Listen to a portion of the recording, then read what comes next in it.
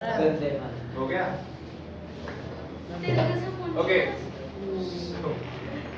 Let's start. सो आप पढ़ेंगे cell membrane की कहानी थोड़ी सी। सबसे पहले सेल मेम्ब्रेन बना किससे होता है? It is made up of lipids and proteins. ये बना होता है लिपिड्स और प्रोटीन। लिपिड एक तरह के फैट्स होते हैं। There are type of fats. Sir good fat है फैट? मैंने देखा नहीं। पूछो आर यू गुड बॉय और a bad boy? You can a bad हैं? अरे नहीं, गुड फैट बैड फैट नहीं होता, वो अनसैचुरेटेड सैचुरेटेड होते हैं। लिपिड्स नहीं आते, वो फैट का सिंपलर फॉर्म है एक तरह से। हाँ, तो लिपिड एक तरह के फैट्स होते हैं। Is that clear? और तुम्हारे सेल मेम्ब्रेन जो है लिपिड्स और प्रोटीन से बना होता है। बेसिकली अगर मैं समझाऊं, मान लो यार ये पूरा सेल है तुम्हारा, ठीक है?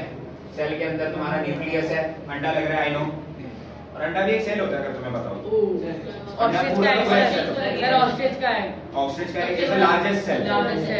और जो तुम अंडे खाता है यहाँ पे तो खाता है, अंडे के अंदर येलो वाला पार्ट होता है ना, जो यॉर्क जो बोलते हैं उसको, तो न्यूक्लियस होता है। इट इज द न्यूक्लियस, ठीक है?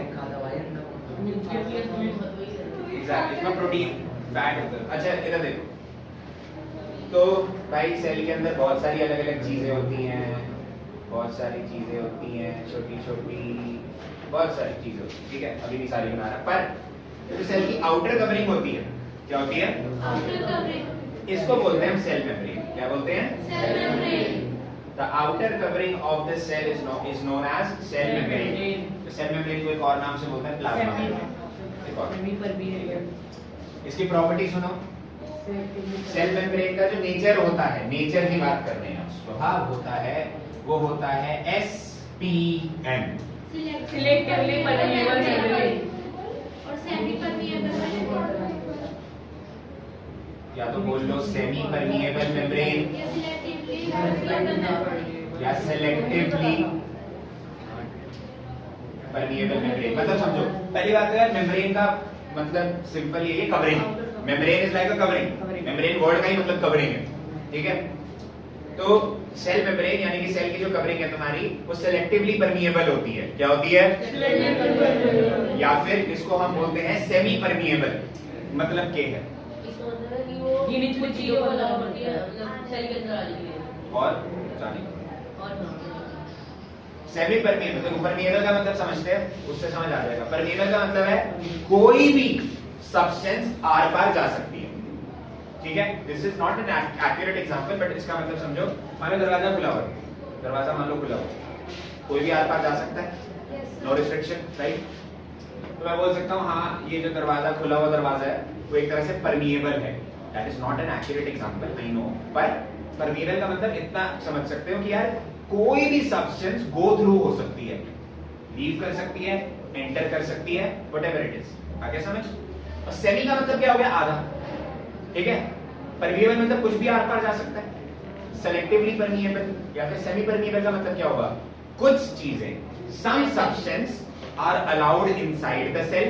कुछ सब्सटेंस सेल के अंदर आ सकती हैं और कुछ सब्सटेंस सेल के बाहर जा सकती हैं। Easy easy easy. Some substances are allowed inside the cell and some substances are allowed outside the cell. Any doubt? आगे समझ में? इसको एग्जांपल से समझेंगे सेलेक्टिवली परमिएबल क्या होता है। बट सेलेक्टिवली परमिएबल का मतलब समझ आ गया? कुछ चीजें बाहर जाएंगी, कुछ चीजें अंदर आएंगी, ओके? सब चीजें नहीं होती अलाउड, बाहर जाना अंदर आना। तो इसका एग्जांपल है, पहले एक चीज समझो। डिफ्यूजन पढ़ा था फर्स्ट चैप्टर में हमने? फर्स्ट चैप्टर पढ़ा हुआ नहीं? पढ़ा ये वाला चैप्टर पढ़ा हुआ ये पूरा? समझ आ रहा है? पहली क्लास है ना, थोड़ा समझाना पड़ेगा। यस, पहली क्लास के अंदर बच्चे को ऐसे प्यार से ट्रीट कर सकते हैं। भाई मारा किसी को अब तक मैंने तो लाल भी बना रहा है। सर ये खाना चाहता है सर, इसे क्लास के बाद मिलना है सर। अच्छा ओके, सुनो ध्यान से। हमने डिफ्यूजन की फर्स्ट चैप्टर में डेफिनेशन पढ़ी थी, the intermixing of particles of matter. Matter के पार्टिकल्स जब आपस में मिक्स हो जाते हैं, इट इज कॉल्ड डिफ्यूजन। इस चैप्टर की डेफिनेशन थोड़ी सी अलग है। मतलब सेम है, बात सेम कर रहे हैं दोनों, डेफिनेशन थोड़ी सी अलग है। समझो, ध्यान से सुनो, कान को ऐसे कर लो। डिफ्यूजन जो होती है तुम्हारी, इस चैप्टर में डिफ्यूजन का मतलब है the movement of particles from high concentration to low concentration। ये 8th में भी समझ आया। सर साइंस का ये बहुत गंदा होता है, अलग अलग डेफिनेशन याद करो, अलग अलग सेम टर्म। बात सेम कर रहे हैं। अगर हाई कंसंट्रेशन से लो कंसंट्रेशन में चीज जा रही है ना, वो इंटरमिक्स ही हो रही है, मतलब सेम है इसका। ऑस्मोसिस इसका वो होता है, इसका एक छोटा भाई मान। Osmosis is a special type of diffusion. करेंगे बात उसकी। सर लेकिन वो लिखो। और सर रिवर्स हो जाए तो और हो जाता है। इधर देखो, मैं बोलने वाला मूवमेंट, इधर देखो, movement of particles from high concentration to low concentration. मतलब क्या है इसका, समझो मतलब, ठीक है, अच्छे से समझो। मान लो मेरे पास एक डिब्बा है, उसमें 2 कंपार्टमेंट थे, ठीक है, डिब्बा है, मैंने डिब्बे को ना बीच में दीवार डाल दी, ठीक है, दीवार डाल दी, ये नॉन परमिएबल है, मतलब दीवार के आर पार कुछ भी नहीं जा सकता, ठीक है। एक हिस्से में मैंने गैस के पार्टिकल भर दिए, किसके पार्टिकल भर दिए? गैस के। तो यहाँ पर गैस की कंसंट्रेशन क्या हो जाएगी? High concentration. अच्छा, छोटे से बच्चों, प्यारे बच्चों, डिस्क्लेमर, कंसंट्रेशन का मतलब जो है वो ये नहीं होता कितनी चीज प्रेजेंट है, कंसंट्रेशन का मतलब अमाउंट नहीं होता, ठीक है। कंसंट्रेशन का एग्जैक्ट मतलब हम पढ़ेंगे सेकंड चैप्टर में, इसी साल के सेकंड चैप्टर में पढ़ेंगे हम कंसंट्रेशन का एग्जैक्ट मतलब। अभी मैं बताऊंगा, टाइम वेस्ट होगा, लंबा हो जाएगा, वो मैं वो नहीं करना चाह रहा, इस चैप्टर में इतना ध्यान भी नहीं देना उस चीज के ऊपर, ठीक है, टाइम वेस्ट। बट मैं बताया तो वो मतलब हम सेकंड चैप्टर में पढ़ेंगे। तो इस चैप्टर में समझ जाओ कंसंट्रेशन मतलब कितनी चीज प्रेजेंट है। यहाँ पे गैस के पार्टिकल ज्यादा है, कंसंट्रेशन ज्यादा, यहाँ पे कंसंट्रेशन क्या होगी? अभी तो कुछ मूव नहीं कर सकता। मान लो मैंने बीच की दीवार हटा दी, बीच की दीवार हटा दी, अब गैस के पार्टिकल कहाँ जाएंगे, लेफ्ट या राइट? Left left. सारे लेफ्ट साइड, सारे इधर मूव करना शुरू कर देंगे। But why is that? क्योंकि ये पार्टिकल्स की एक प्रॉपर्टी होती है कि वो हमेशा हाई कंसंट्रेशन से लो कंसंट्रेशन में स्प्रेड हो जाते हैं, ठीक है, फैल जाते हैं, स्प्रेड हो जाते हैं हाई कंसंट्रेशन से लो कंसंट्रेशन। अब वो जो पहले चैप्टर वाली डेफिनेशन पढ़ी थी, पहले चैप्टर में से डिफ्यूजन का तो मतलब आपने बताया था, डिफ्यूजन का मतलब होता है मिक्स होना। यहाँ पे तो मिक्स ही हो रहे हैं एक तरह से, यहाँ पे ज्यादा थी, यहाँ पे कम थी, मिक्स हो गई आगे जाके। पर डिफ्यूजन हमेशा हाई कंसंट्रेशन से कहाँ होती है? Low concentration. यहाँ तक को देखकर पक्का? कम मात्रा, हाँ तो मात्रा कम हो गई, कुछ ना होने का मतलब कंसंट्रेशन क्या होगी? लो या जीरो, ठीक है। सर ये वो मैटर वाले चैप्टर में भी यही लगेगा कि हाई से लो में जाता है। यस, हाँ सर मैं आपको ना डिफ्यूजन की एग्जाम में डेफिनेशन आया तो कौन सी आ रही है? दोनों ठीक है, दोनों ठीक है। और वो ये नहीं पूछेंगे व्हाट इज डिफ्यूजन, सीधा वो कुछ ना कुछ इम्प्लाइड तरीके से एक्स्ट्रा पूछेंगे। डिफ्यूजन क्या है, ऑक्सीजन और कार्बन डाइऑक्साइड हमारे सेल के आर पार कैसे जाती हैं, समझाओ। पूरा क्वेश्चन आएगा, मैंने नोट्स में दे रखा है वो क्वेश्चन, पढ़ेंगे बाद में पढ़ेंगे। अच्छा, सो अब मतलब समझो इस चीज का, डिफ्यूजन जो है तुम्हारे सेल के अंदर क्या काम करती है, डिफ्यूजन का क्या काम है, ठीक है। मान लो सेल की बताया मैंने, मान लो ये सेल है,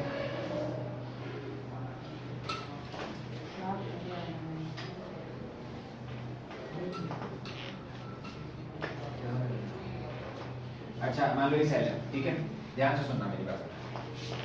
सेल जो है, सेल के अंदर ऑक्सीजन एंटर करती है और कार्बन डाइऑक्साइड बाहर चली जाती है, ठीक है, बाहर चली जाती है। कैसे, क्यों, क्या, समझो। होता क्या है, सेल के बाहर हम सांस अंदर लेते हैं, सांस अंदर लिया हमने, तो अंदर क्या जा रही है? ऑक्सीजन, हमने ऑक्सीजन अंदर ले ली, राइट। अब ऑक्सीजन अंदर ली, ब्लड के आसपास मान लो यहाँ पर ऑक्सीजन प्रेजेंट है बहुत सारी, सेल के आसपास ऑक्सीजन प्रेजेंट है बहुत सारी, मान लो। तो ऑक्सीजन की कंसंट्रेशन बाहर क्या है? हाई। अंदर क्या है? लो। तो ऑक्सीजन कहाँ मूव करेगी? सेल के अंदर या बाहर? अंदर। ऑब्वियसली अंदर कम है, अंदर कम ऑक्सीजन है, यहाँ बाहर ज्यादा है, तो सारी मोस्टली ऑक्सीजन कहाँ मूव करेगी? सेल के अंदर। सर आपने जो भी वो दीवार बना के समझाया था हाई कंसंट्रेशन, सर आपने कहा था वो दीवार तो नॉन परमेबल है। मैंने हटा दी थी ना दीवार। अब ये जो तुम्हारी सेल मेम्ब्रेन है ये, ठीक है, सेल की जो आउटर कवरिंग है, अभी मैंने बताया था सेलेक्टिवली परमिएबल है, मतलब कुछ चीजों को अंदर जाने देती है। तो ये ऑक्सीजन को अलाउ करती है कि आओ आओ पधारो भाई साहब, पधारो, आओ हमारा फूल बरसाओ, हमारा सावन आ गया, ठीक है। तो तुम्हारे सारी की सारी जो ऑक्सीजन है, सारी भी नहीं बोलूंगा, मोस्ट जो ऑक्सीजन है वो सेल के अंदर चली जाती है। यहाँ तक कोई दिक्कत? आगे समझ? Yes sir. ये सेल ऑक्सीजन का करता क्या है सर? कलेक्ट करके रखता है? नहीं। सर अपने काम में यूज करता है। क्या करता है? अपने कामों में यूज करता है। इसका जवाब हम 10वीं में पढ़ेंगे, अभी नहीं पढ़ेंगे, इस साल नहीं पढ़ेंगे। इस साल में बहुत सारी चीजें ऐसे ऐसे बोलूंगा, हवा में बोलूंगा, तुम बोलोगे यार कैसे होता था, ऐसा होता था, मैं बोलूंगा नहीं, 10वीं में पढ़ोगे। मिलते हैं 10वीं में आपसे। छोड़ो सर, सस्पेंस। अभी तो कैसा रहा बिजनेस आइडिया मार्केटिंग। अच्छा ओके, ध्यान से सुनो, इधर सुनो। तो ऑक्सीजन सारी की सारी अंदर मूव करेगी, ठीक है। ऑक्सीजन जो है वो सेल के अंदर मूव करती है। सेल इसको इस्तेमाल करती है ऑक्सीजन को, और इस्तेमाल करके बनाती है कार्बन डाइऑक्साइड। क्या बनाती है? Sir exact 1740। 40 हो गया ना? सर वापस सर 540 क्या वापस? ये जो भी आप बता वापस वैसे बोल रहे जैसे ऐश्वर्या आया हूं मैं, डांस कर रहे वंस मोर। क्या? ऑक्सीजन बाहर जाते हैं। नहीं, I dance well, not gonna lie. तो तुम्हारे जो मैंने क्लासिकल सीखा हो, classical hip hop free style सब टक्कर ही नहीं होता, वो एक होता है कुचिपुड़ी। अच्छा एक दोस्त थी, उससे सीखा था। She was कुचिपुड़ी डांस ने वाला मुझे भी सिखा दे भाई, कुछ तो काम आए थे। अच्छा तो तुम्हारी ऑक्सीजन जो है सेल के बाहर ज्यादा होती है, सेल के अंदर कम होती है। तो ऑक्सीजन के पार्टिकल्स जो है वो हाई कंसंट्रेशन से लो कंसंट्रेशन में मूव करते हैं। That is these oxygen particles move from outside the cell to inside the cell.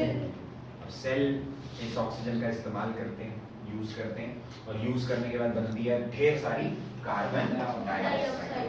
Sir जब इनको कार्बन डाइऑक्साइड बाहर निकाल लिया तो बनाते क्यों? बना नहीं है, बन रही है एक प्रोसेस के बाद, जिसको हम रेस्पिरेशन बोलते हैं, जो कि हम 10th में पढ़ेंगे। इधर देखो, ये रेस्पिरेशन नहीं है, respiration is something else, this is breathing. इधर देखो, तो अंदर बन गई कार्बन डाइऑक्साइड। क्या बन गई? Carbon dioxide. अब कार्बन डाइऑक्साइड सेल के अंदर ऑब्वियसली ज्यादा है, बन रही है ना, लेकिन सेल के बाहर क्या है? तो अंदर CO2 की कंसंट्रेशन हाई है, बाहर CO2 की कंसंट्रेशन लो है। तो मेरे बच्चों, मेरे प्यारे बच्चों, ये पढ़ेंगे। CO2 कहाँ जाएगी? बाहर या अंदर? तो CO2 जो है वो सेल के बाहर मूव कर जाती है। Easy easy PG. यहाँ तक कोई दिक्कत? ऑक्सीजन है तो उसकी वजह से हाई कंसंट्रेशन नहीं होता।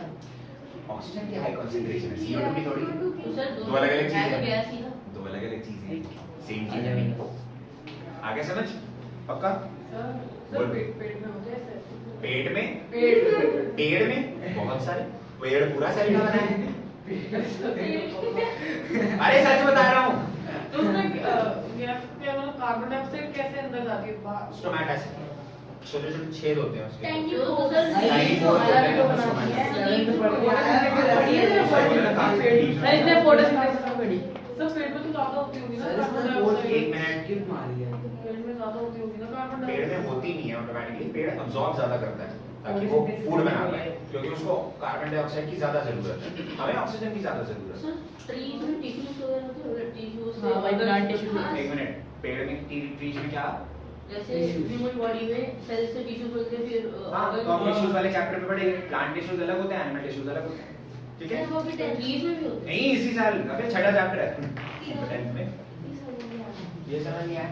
अब ऑक्सीजन का समझ आ गया तुम्हें? ऑक्सीजन अंदर मूव कैसे कर रही है? ऑक्सीजन जब अंदर जाती है ना, तो वो बहुत सारी कार्बन डाइऑक्साइड प्रोड्यूस करती है। ऑक्सीजन यूज होने के बाद कार्बन डाइऑक्साइड बनती है। यार देखो मैं तुम्हें बताना नहीं चाहता पर देखो समझ में आएगा नहीं। 10th वाले पढ़ेगा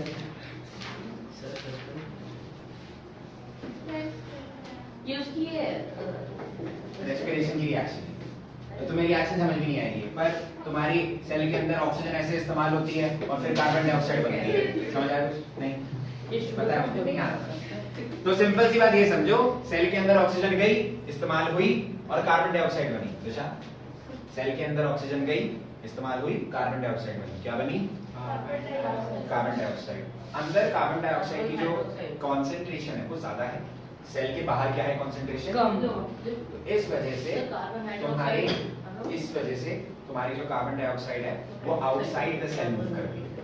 आगे समझ रहे सर कार्बन हाइड्रोक्साइड था ना डाइऑक्साइड वो हाइड्रोक्साइड का कार्बन वो था ग्लूकोज। वही